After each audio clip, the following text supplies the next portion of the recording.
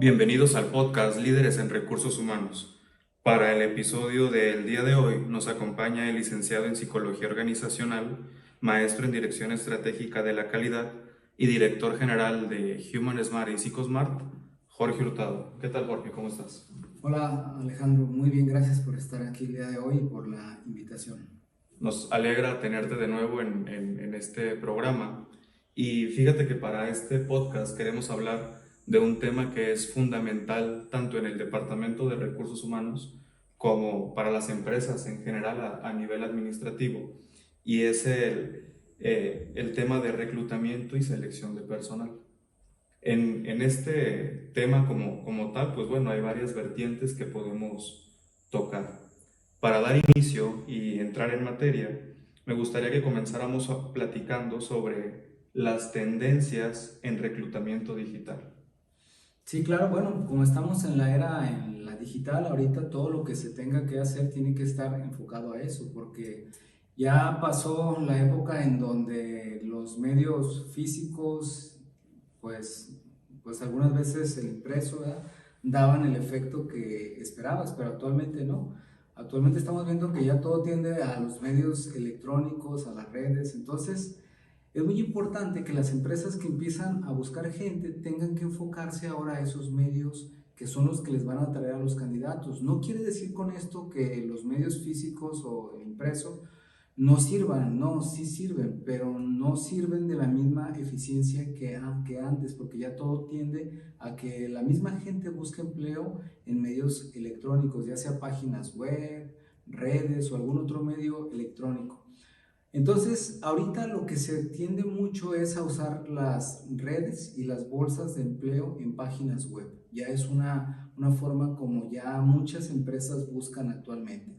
También quiero comentar que no todos los puestos se buscan así, como por ejemplo puestos en donde en una zona muy específica está una industria, a veces es más fácil que se peguen en postes, en árboles, en la pared tal, que se peguen y la gente pasa y entonces gente que vive ahí en esa zona busca el empleo y entonces va.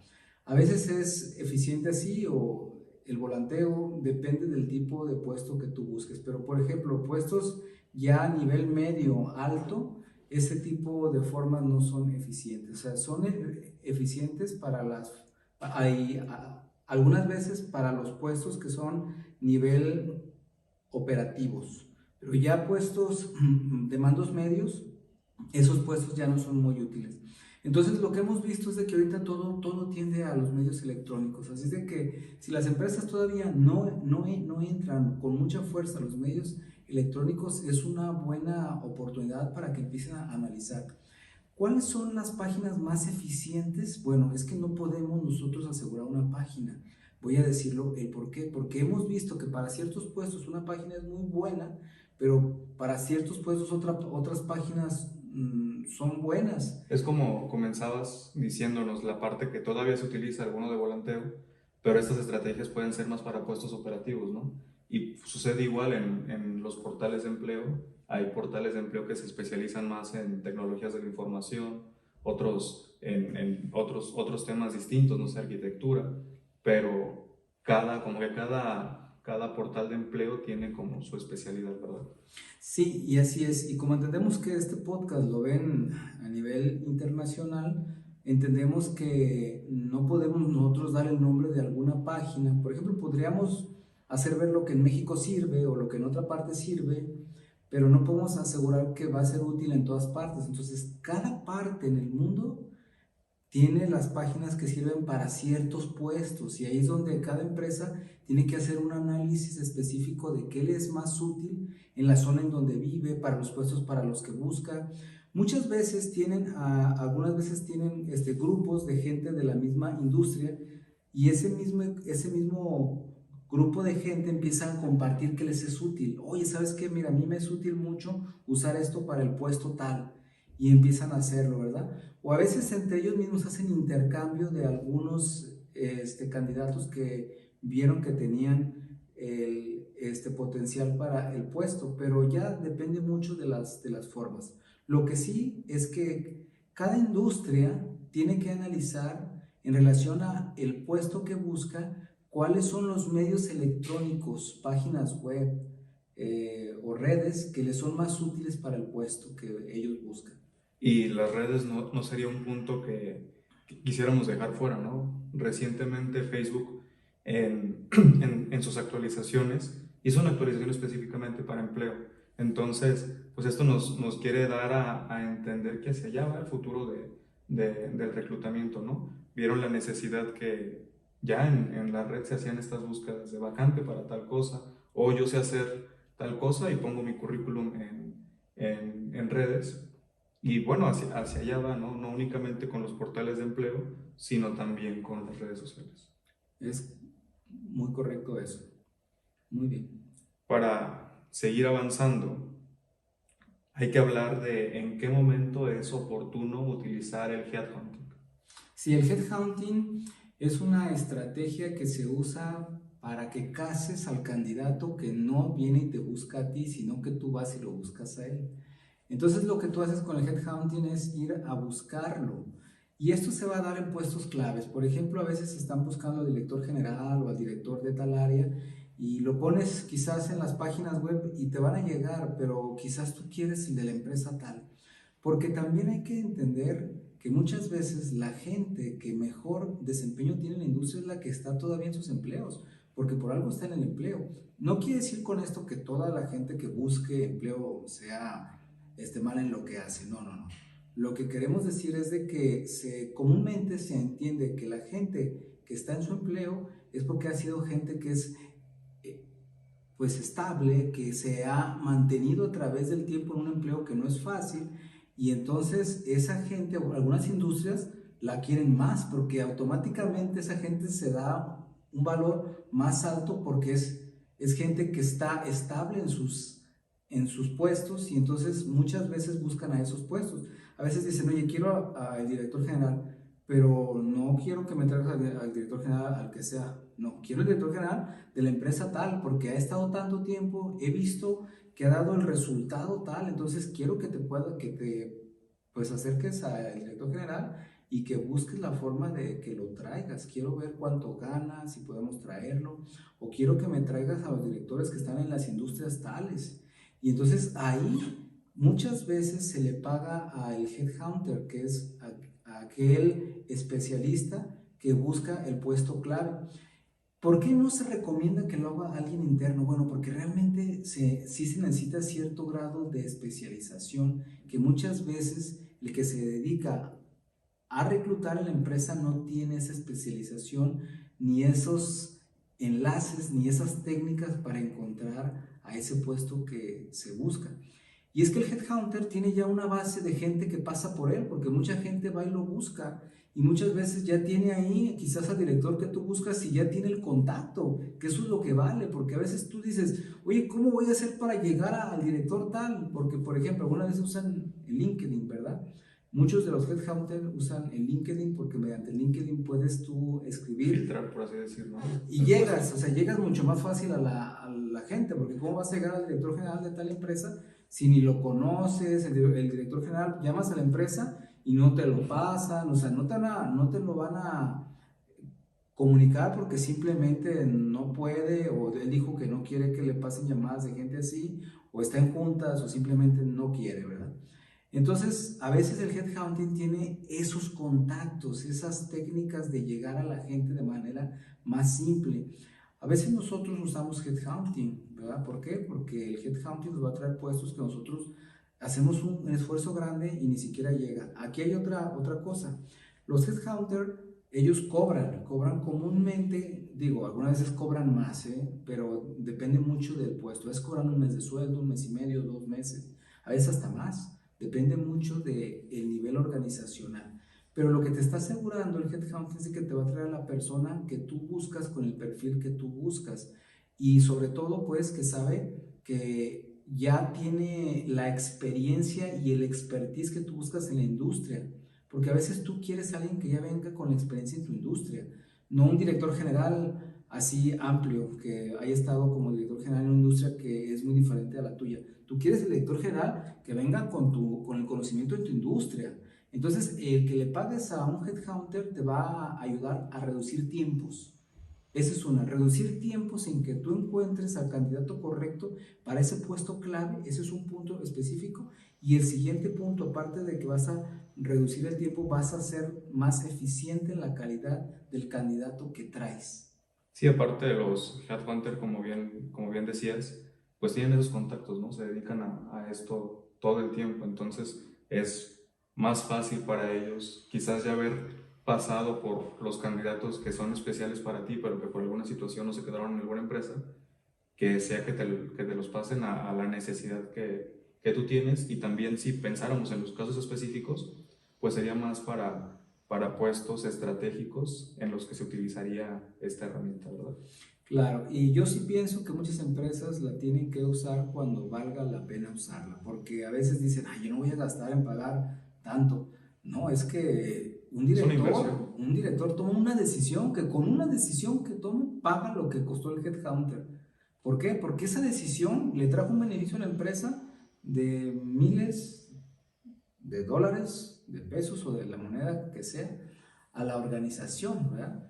Entonces, a veces dicen, no, no lo voy a hacer, pero también una decisión incorrecta daña a la empresa.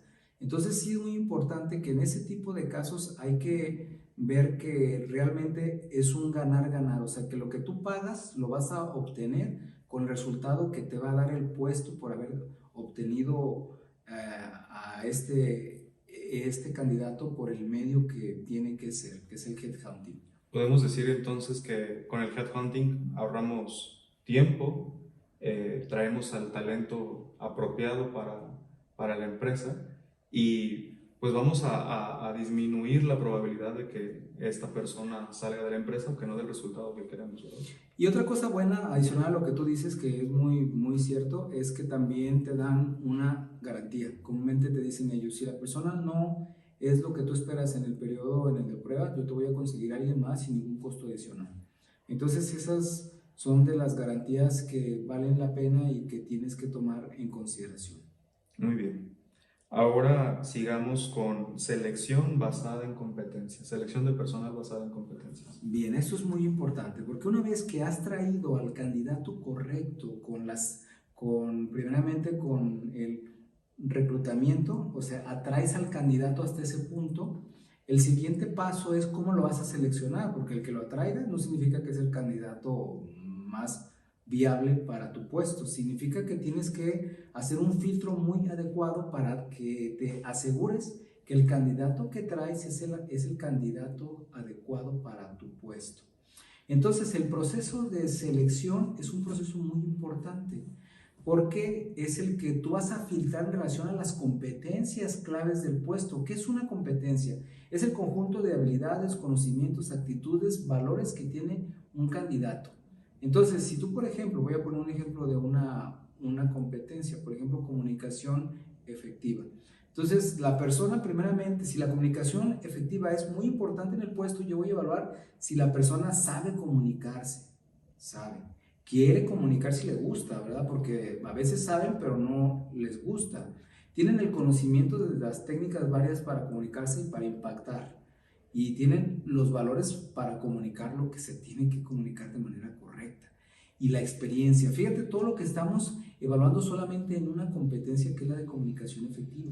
Cuando hablamos de un líder es una persona que se le piden un conjunto de competencias muy amplias.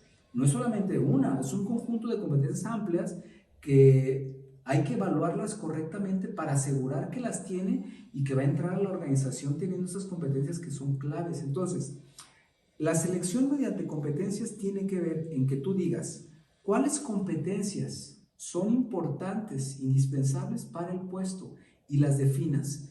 No recomiendo que sea una lista de competencias infinita, porque a veces quieren a Superman en el puesto y Superman no lo van a traer, o quieren a no sé quién en el puesto y entonces no lo van a traer, ¿verdad? Tienen que identificar, por ejemplo, cuáles competencias son las que son más importantes. Fíjate, ¿saben casos? Fíjate que esta parte me resulta interesante. ¿Cómo alguien puede identificar las competencias esenciales para ese puesto, para así ir y traerlo o buscarlo? Sí, eso es muy importante. Bueno, tienes que analizar con objetividad cuáles son las competencias que necesita ese puesto para dar el resultado que tú esperas. Tiene que estar asociado al resultado. Es decir, si el resultado no se ve afectado al no tener esa competencia, entonces no la consideres. O sea, es como poner un moño más, que ese moño no se necesita. Porque hay competencias esenciales y competencias secundarias. Las secundarias son, bueno, si las tiene aporta valor, pero si no las tiene no pasa nada. Las que sí son las esenciales, por ejemplo, un director general, yo no visualizaría a un director general sin una visión estratégica. O sea, una competencia de un director general es visión estratégica. ¿Por qué? Porque se necesita tener la visión a largo plazo para dar el resultado en el puesto. Entonces, tú tienes que sentarte con el que pide el puesto, que muchas veces es el jefe del puesto, y decir, necesito que tenga estas competencias y ser muy objetivo. Y si no tiene esto, ¿es indispensable? Realmente no, pero estas 5, 6, 7 sí son indispensables. ¿Cuánto es el número máximo de competencias que yo recomiendo o que se recomienda? No debe de haber más de 7 u 8 competencias claves. Si son más, tienes que analizar si realmente son claves.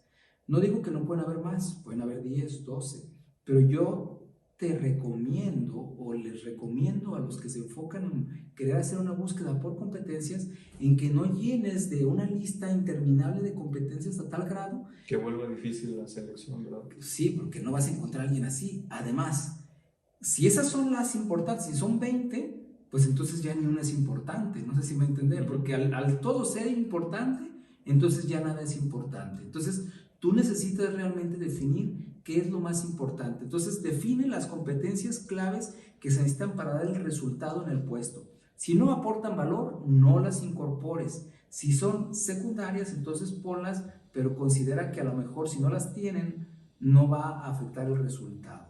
Tú tienes que definirlo.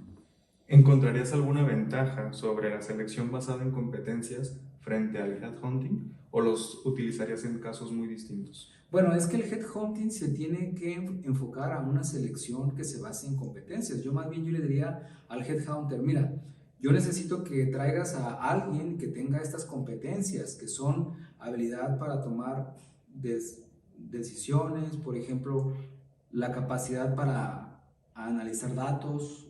O sea, necesito que me traigas estas competencias, ¿verdad? Yo parto de que si yo voy a buscar un director general, por decir el caso, un director para un área tal, yo parto de que esas competencias, si vas a otra industria, las van a tener, ¿verdad? Y puede ser, fíjate, puede ser el caso que el headhunting diga, oye, tiene 5 y no tiene esta y no es demasiado fuerte, y tú digas, bueno, yo me la juego y entonces estoy tomando la decisión de que voy a desarrollarle esa competencia al individuo, al que va al puesto, porque tiene estas 5, estas 6 que sí son claves. Esta no, pero bueno, creo que la puedo desarrollar porque tiene estas 5 o estas 6 que sí son importantes. Y creo que de esta parte, el identificar si el candidato cumple o no con las competencias, tenemos que hablar indiscutiblemente de un tema que va de la mano con este, ¿no? El de las pruebas psicométricas. ¿Cómo identificar que el candidato, lo que tiene en el CV, que nos puso que cumple con tales y tales cosas, realmente las tenga, realmente las lleve a cabo? Sí, es muy bueno ese punto, porque mira, ya una vez que tú tienes a la persona, has definido cuáles son esas competencias claves y atraes a los candidatos, ya los tienes aquí para analizarlos, mucha gente hace esto. El currículum lo toman como la guía para entrevistar y eso es un error grave, porque tú no puedes tomar el currículum para una guía como entrevista, porque puede ser que el currículum hable de lo que para la persona es importante y lo que quiere sobresaltar.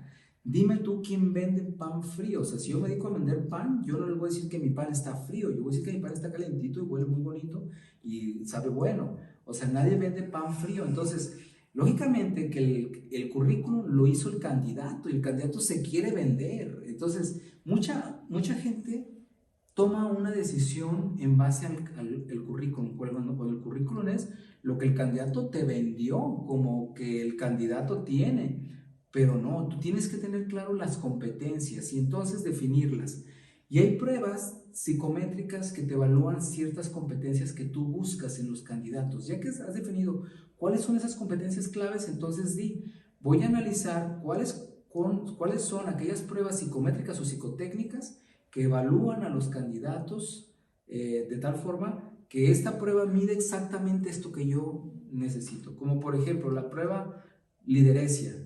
Lideresia es una prueba que está en Psicosmart y que evalúa la habilidad del liderazgo, pero no evalúa solamente al líder así en general, evalúa competencias específicas de un líder, ¿verdad? Entonces, esa prueba puede ser muy útil. Ahora, las pruebas psicométricas o psicotécnicas son instrumentos estandarizados que sirven para que tú puedas evaluar si la persona de forma proyectiva tiene esas competencias que dijo. Pero yo digo que no te bases solo en las pruebas psicométricas o psicotécnicas, que te bases en las pruebas como una aportación adicional a tu proceso para fortalecerlo. No puedes tomar la decisión ni con una entrevista, ni con una prueba, ni con una referencia, ni con un assessment center. Tienes que tomar todo el conjunto de cosas, evaluarlo y entonces tomar una decisión. Pero las pruebas psicométricas o psicotécnicas aportan muchísimo a esta parte porque te va a permitir darle fortaleza para definir e identificar si realmente tiene esas competencias. ¿Cuántas pruebas psicométricas es correcto que un reclutador aplique a un candidato? ¿Cuántas sería lo ideal? Sí, ese punto es importante. Mira, hemos visto empresas que a veces le aplican a los candidatos 10 pruebas, 12 pruebas. Imagínate, la prueba dura 40 minutos, una hora. Entonces, quiere decir que le estás diciendo al candidato que se va a estar 8 o 10 horas haciendo pruebas. Bueno, está bien, ¿verdad? Pero si tú lo crees conveniente y el puesto realmente amerita que tú hagas eso, hazlo. Pero muchas veces realmente no se necesitan, lo hacen nada más porque se les ocurre. Ahora también esta. Yo diría que no podemos dar un número específico, más bien es qué pruebas cubren las competencias que tú necesitas y aplícale esas pruebas. Entre menos pruebas apliques, pues más eficiente va a ser el resultado porque te vas a enfocar al análisis de pocos datos. Entre más pruebas, más datos vas a tener y más complicado se va a hacer la decisión. La clave aquí entonces es irnos de la mano de acuerdo a las competencias que definimos para el puesto, identificarlas en qué pruebas psicométricas o psicotécnicas evalúan esas competencias y ahora sí seleccionar cuáles pruebas son las que se le van a aplicar. Claro, entonces por ejemplo el software Psicosmart tiene decenas de competencias que pueden ser útiles para que midas tú a tus candidatos en el puesto para el que van. Entonces, tú identificas de esa a Psicosmart cuáles son las competencias que tú necesitas y Psicosmart te va a decir, estas 5 o 6 pruebas son las que tú tienes que aplicar al candidato. Te va a facilitar el proceso de selección si tú no eres experto. Y no sé, quizás lo haga el sistema, ¿no? Ya nos dirás. Si un reclutador quiere evaluar, no sé, a un puesto encargado de ventas, un coordinador de ventas, y no tiene muy claro aún qué competencias evaluar, ¿el sistema le puede dar una selección de qué pruebas serían las ideales a aplicar a ese puesto? Sí, porque te va a decir cuáles están enfocadas a ventas y te va a decir, mira, estas 2 pruebas están enfocadas a ventas. Por ejemplo, el Ceneval, ¿verdad? O el IPB, que son pruebas que te van a ayudar a evaluar el perfil de ventas. Y también puedes enfocarte algunas que tengan que ver con el liderazgo, para ver, porque como es un coordinador va a tener gente a cargo, entonces necesitas habilitar esto, ¿verdad? Ahora, fíjate que hay un punto importante. Una prueba, aquí esto es importante, una prueba de ventas no significa que la tienes que aplicar a un coordinador de ventas, porque a veces el coordinador de ventas se va a dedicar a coordinar, no a vender. Pero entonces tú tienes que identificar, a ver, ¿vale la pena aplicarla, al menos para tener el conocimiento de cómo visualizas ciertas características del proceso de ventas?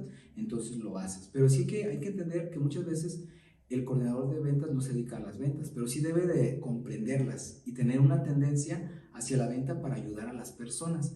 Entonces, la pregunta es, ¿lo tengo que hacer? Bueno, depende, pero muchas veces lo hacen porque creen que si lo hacen van a obtener el resultado de la tendencia que el candidato tiene para las ventas, lo cual va a ser útil para ayudar al equipo de ventas que tú tienes. Entonces, lo pongo en la mesa para que cada organización lo analice. Muy bien, muchas gracias.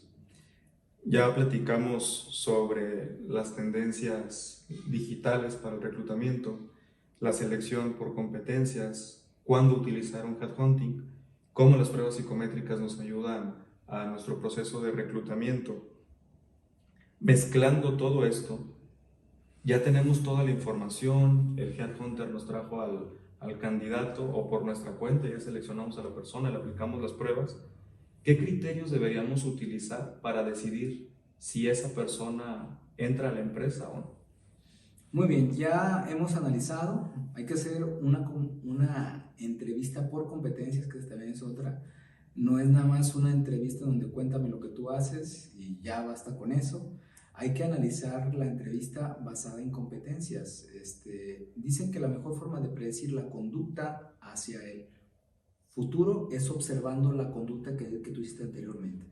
Entonces, una competencia basada en la entrevista que se base no solamente en lo que tú harías, sino en lo que tú hiciste, le va a dar mucha fuerza a esto, ¿verdad?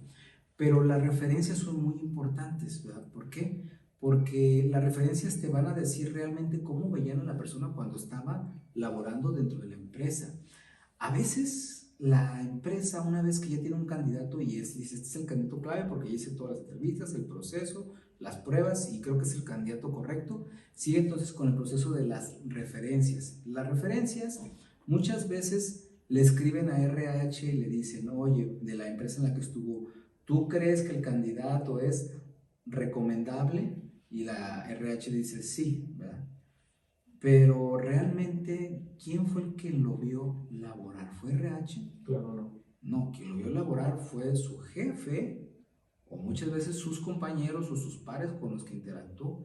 Entonces, a veces cuando se necesita, tenemos que ir a hacer una referencia del puesto, no solamente hacia RH, tenemos que ir internamente a la organización y preguntar cómo se comportó el candidato, tiene buenas relaciones.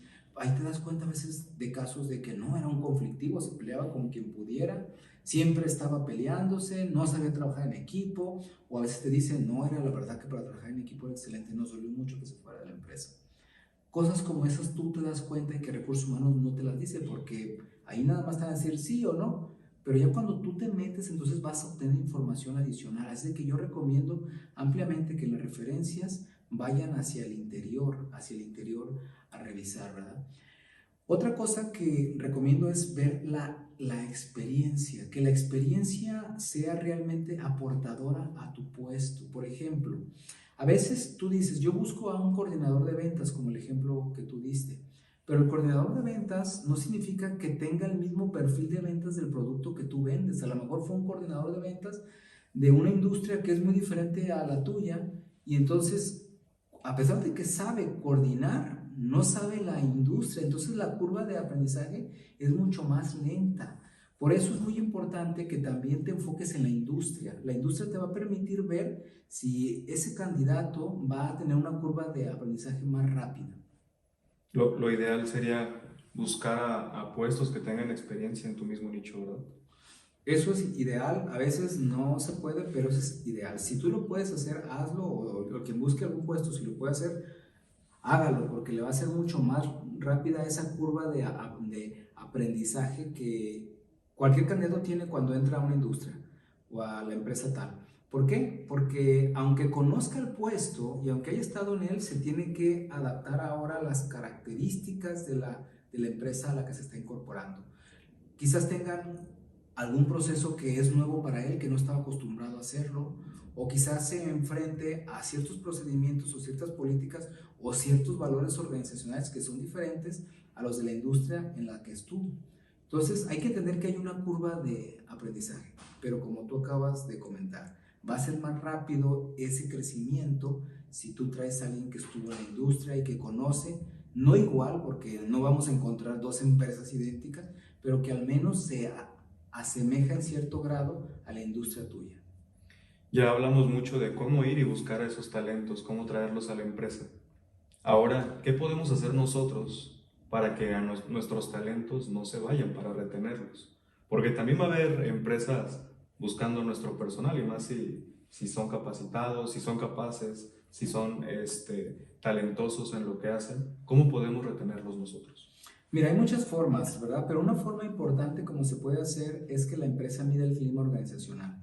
Se ha visto en estudios que el decisor principal por el que alguien toma la decisión para irse de una empresa es por el jefe. Si la persona no se siente cómoda con su jefe, es el primer elemento por el que toma la decisión para irse de una organización. Entonces, ¿qué es lo que tiene que hacer RH? Tiene que estar constantemente en un tiempo que sea el adecuado, estar haciendo una medición de clima organizacional. El clima organizacional te va a permitir que midas cómo se siente la percepción de la gente alrededor de la empresa sobre elementos específicos que tú crees importantes. Por ejemplo, sueldos, comunicación con los jefes, trato de los jefes y muchas otras cosas que se miden en el clima, ¿verdad? La percepción que tiene sobre el propio puesto, el empleado, la satisfacción en el puesto, todo eso lo mides en el clima. Cuando no se mide el clima organizacional, no se da cuenta de la percepción que la gente tiene sobre la empresa misma, sobre elementos importantes que ya se acaban de hacer ver. Entonces, ¿qué es importante? Bueno, que la empresa se enfoque a medir el clima, tome los resultados del clima, los analice y las tendencias. Si por ejemplo la gente se queja constantemente de que en el área de ventas o en el área de producción hay quejas constantes sobre un supervisor o sobre el director o sobre la exigencia que hay, quiere decir que la gente va a tender a irse y a buscar un empleo. Entonces yo tomo esos datos, los analizo, hago un plan anual de cambio, de modificación en aspectos que vayan en el 80-20, es decir, aquellos aspectos que estén afectando el 80% de la satisfacción, hay el 20% de aspectos van a estar afectando el 80% de la satisfacción. Entonces yo me enfoco en ese 20% que afecta el 80% de la satisfacción de los empleados dentro de la empresa. Entonces ese 20% lo identifico y me pongo a trabajar en ello porque sé que eso va a afectar el clima y va a motivar a que la gente se salga a buscar empleo y no me gusta a mí. Eso, ¿verdad? Porque si se va la gente, pues entonces pierdo el capital intelectual que me ha costado desarrollar durante tanto tiempo. Y muchas veces hay empresas que ni siquiera miden el clima organizacional. Si hay empresas que escuchan este podcast y no miden el clima organizacional, sepan que es muy importante que lo midan. Hay software que te ayudan a que lo hagas y a que de la mano te guían para que sin que tú seas un especialista te van a ayudar a que midas el clima organizacional. Nosotros tenemos la herramienta que se llama Evaltric. Es un software que te ayuda a medir de forma muy fácil. Tú nada más escoges los elementos importantes que para ti son en tu organización y entonces la encuesta ya te la da casi hecha. Tú escoges de aquellos puntos que tú consideras importantes, quitas, pones los que tú creas, armas, lo mandas mediante un enlace para que lo evalúen y ya automáticamente tienes el resultado mediante gráficas, sabes cuáles son aquellos aspectos que te duelen más en tu empresa, que te están afectando más, aquellos puntos fuertes en tus áreas y puedes tú hacer algo. Entonces, en base a lo que estabas tú enfocándote, es muy importante que se mida el clima. Los líderes influyen mucho en ese clima. Un clima laboral positivo nos va a asegurar retener el capital humano, ¿verdad? Sí, porque la gente no se va a querer ir, va a sentirse contenta en su organización y de hecho no van a estar buscando empleo, ese es el punto. Y cuando lo buscan, ya hablábamos en otro podcast en donde una vez hicimos una búsqueda de un headhunting, en donde la persona le íbamos a ofrecer casi el doble y dijo, yo no me iría ni por el doble porque estoy tan feliz en la empresa en la que estoy que yo no me iría. Además tengo sus beneficios, tengo todo esto. Cosas que quizás no son cuantificables, pero que a la hora de que hablas con el empleado las está percibiendo como un valor y dice, no, es que para mí esto vale muchísimo, yo no me iría, yo estoy contento aquí. Y es que en el clima laboral hay muchísimo que medir, ¿no? Yo creo que sería casi hasta un programa, un podcast únicamente del clima, porque está desde la ergonomía del lugar de trabajo, cómo te llevas con tus compañeros, cómo te llevas con tu jefe, las prestaciones, bueno, un sinfín de cosas que influyen en que la gente esté trabajando en un lugar donde se sienta cómodo. Correcto, y fíjate cómo es bien interesante cómo hablamos del tema de reclutamiento y selección y cómo nos fuimos hasta el clima. Porque la pregunta que tú hiciste es muy interesante. ¿Cómo le hago para que no se vean a mi gente? Porque, o cómo le hago para que la gente no esté inquieta y se quiera ir. Entonces, dale un buen clima, asegúrate que se sientan felices y eso va a hacer que no estén buscando empleos en las páginas, porque pasa que estás tú en búsqueda de un candidato y te encuentras a los propios empleados de la empresa buscando empleo en las bolsas en que tú buscas, en las páginas que tú buscas y dices, oye, me di cuenta que el empleado tal tiene el currículum ahí y está buscando empleo. Pues bueno, la pregunta es, ¿qué no estás haciendo dentro de la empresa para que él se sienta cómodo y entonces salga y busque empleo? Muy bien. Pues mira, en el podcast de hoy vimos un sinfín de herramientas y estrategias para ahorrar tiempo en el reclutamiento y también mejorar la calidad de nuestros procesos. No sé si quieras aportar o comentar algo más acerca de este tema. Sí, quisiera comentar que en un proceso que se va a producir algo, tú te vas a asegurar que la calidad de lo que ingrese sea bueno. ¿Para qué? Para que el producto esté hecho de ciertos elementos que le aporten valor en una calidad alta. Eso es lógico. Cuando hablamos de gente es igual. Las industrias, el factor que entra es crítico y es clave para que la empresa dé un resultado como se espera. Si nosotros no estamos trayendo el capital humano que tiene que tener las características y las competencias claras, no podemos esperar que los resultados dentro de la empresa sean como tienen que ser. Por eso es muy importante esta área, porque es lo que tú estás introduciendo a tu empresa. Así es de que los que se enfocan a esta área tengan en consideración que lo que ustedes hacen influye muchísimo en el resultado que la empresa tiene y de manera directa están influyendo en los resultados de su empresa. Pues muchas gracias, Jorge, por esto. Y aprovechando hacer la invitación a las personas que nos ven, que pueden utilizar la herramienta de pruebas psicométricas de Psicosmart en su versión gratuita, o igual en la descripción de este video encontrarán más información acerca de la plataforma, porque estamos seguros que les va a aportar mucho valor a su proceso de reclutamiento y selección. Les recordamos que nos sigan en nuestras redes sociales, que nos comenten qué otros temas les gustaría que analizáramos, que platicáramos en este podcast. Recuerden, un podcast nuevo cada semana. Nos vemos en la próxima. Hasta luego.